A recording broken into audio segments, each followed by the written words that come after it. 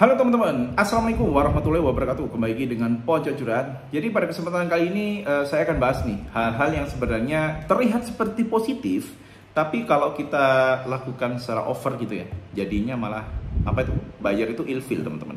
Dan ini saya sendiri kan karena kita punya toko ya, tentu di Shopee itu toko dan juga istilahnya akun itu jadi satu. Jadi yang pertama, jangan sering broadcast deh, asli. Gak ada ini ya, gak ada spidol. Oh ini spidolnya.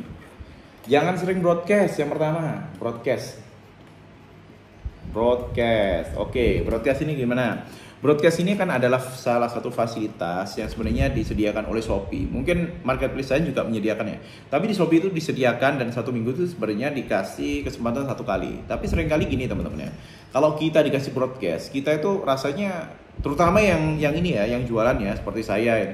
Ini broadcast kok banyak bener, apalagi kalau udah naik ya, udah naik peringkat tokonya kan seminggu kita bisa dikasih 3 broadcast.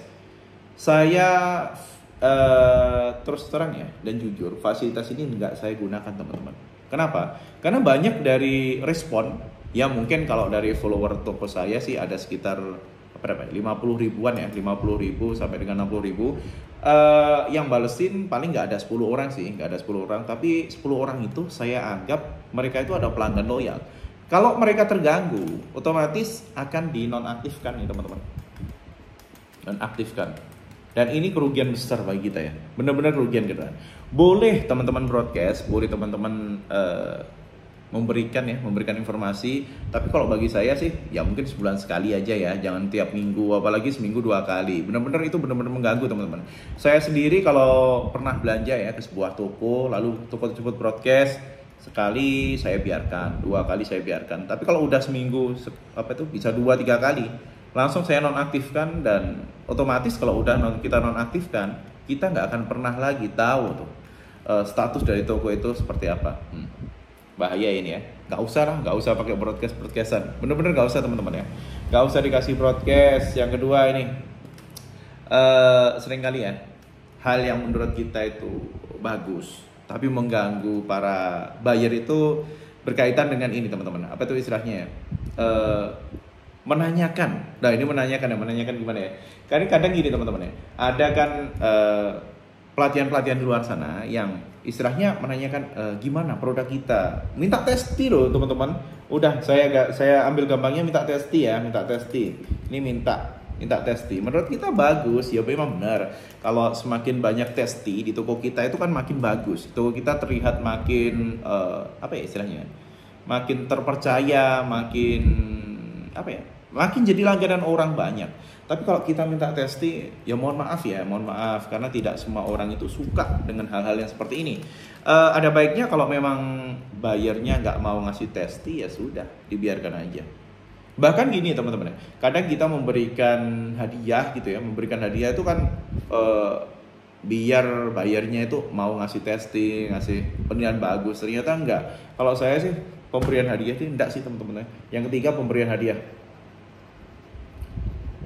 Pemberian hadiah ini gini teman-teman ya, istilahnya ya. Pemberian hadiah itu kalau dari segi buyer pasti oke, pemberian hadiah itu bagus. Tapi kalau bagi saya sendiri, pemberian hadiah ini istilahnya akan merugikan kita sendiri.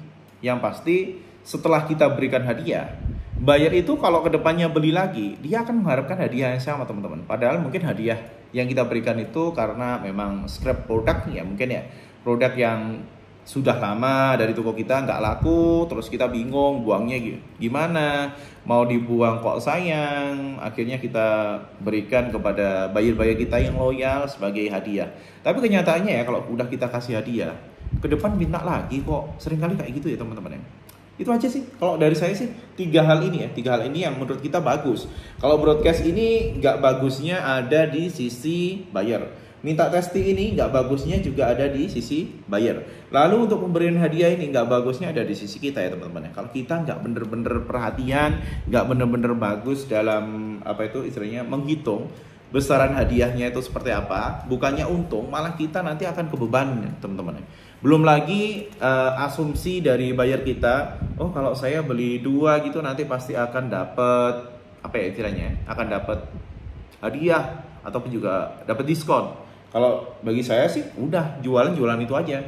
Ya misal bayarnya mau beli produk kita, ya sudah. Pelayanan yang kita berikan itu lebih ke arah ini ya teman-teman ya. Pelayanannya.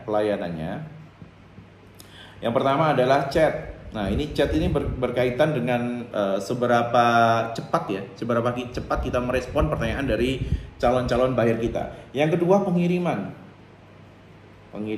Nah, dua ini sebenarnya sudah sangat cukup ya teman-teman ya. Misal buyer itu ataupun juga calon buyer itu chat kita terus langsung kita bales, mereka akan nyaman dengan kita. Mereka akan senang dengan pelayanan kita. Begitu juga dengan pengiriman. Nah, ini pengiriman teman-teman wajib paham ya, karena sekarang ada yang namanya pengiriman hemat. Dan pengiriman hemat itu lamanya minta ampun teman-teman ya. Pengiriman hemat itu dikirim pakai darat dan juga laut. Pastikan kalau memang teman-teman mengaktifkan layanan hemat, teman-teman memberikan informasi kepada buyer ataupun juga calon dari buyer teman-teman. Jangan sampai mereka komplain barangnya nggak sampai-sampai. Biasanya 2 hari nyampe, sekarang udah 5 hari, udah 1 minggu ya, karena ternyata pilihan jasa kirimnya itu berbeda. Dan sekarang memang untuk yang gratis ongkir ya itu bisa dirubah kok sebenarnya kok. Mau pakai hemat, mau pakai reguler, yang penting masuk aja ya. Kalau saya sih tetap milih reguler sih. Setiap kali saya order tetap saya ganti. Yang tadinya ekonomi, saya akan ganti ke reguler. Itu aja teman-teman. Dan fasilitas tambahan mungkin kargo. Kargo ini bagus ya teman-teman ya. Kargo, terutama kalau toko teman-teman ini sudah punya banyak pelanggan dan pelanggan dari teman-teman ini ordernya cukup banyak. Oke teman-teman ya, untuk hari ini itu aja. Jadi hal-hal yang kita bahas itu adalah hal-hal yang sebenarnya menurut kita bagus, tapi kenyataannya untuk kedepannya di jualan kita itu efeknya kurang bagus. Dan juga apa yang perlu kita tingkatkan agar pelayanan kita itu lebih bagus ke depannya. Wassalamualaikum warahmatullahi wabarakatuh. Semoga manfaat ya teman-teman ya.